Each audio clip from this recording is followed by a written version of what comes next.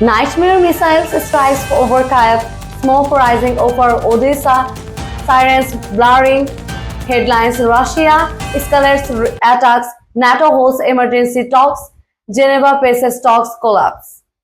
The war in Ukraine is entering a dangerous new phase.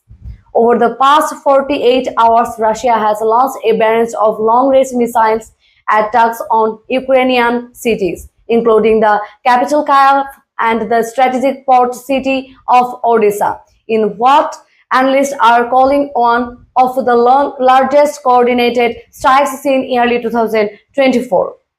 Destroyed apartment blocks, emergency crews working through rubble, civilians in sheltered.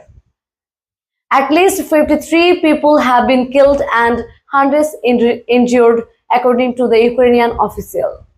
Missiles struck residential neighborhood, power substation, and grain storage facilities, clipping energy accesses and infrastructure just as Ukraine ramps up its harvest season.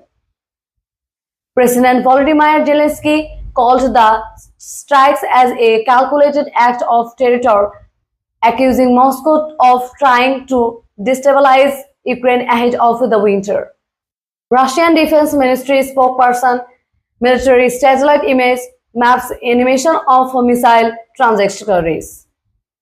The Kremlin claimed the attacks were aimed to military logistics hubs and the foreign weapon stockpiles, though most of the impact zones were civilian.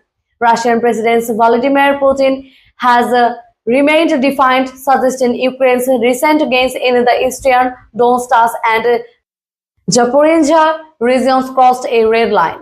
Tensions have now escalated on the diplomatic front as well. UN buildings in Geneva frustrated diplomats walking out, flashing talks collapse headline. This week's Geneva peace talks meant to lay the groundwork for a ceasefire have broken down completely. Russia walked away after NATO refused to back down on security guarantees for Ukraine. Ukraine insists on full territorial sovereignty including Crimea. Ukraine insists on full territorial sovereignty including Crimea. And Western negotiators say Moscow is not negotiating in good faith.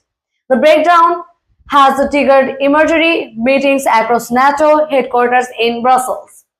NATO officials' weapons being loaded onto aircraft flags of member states.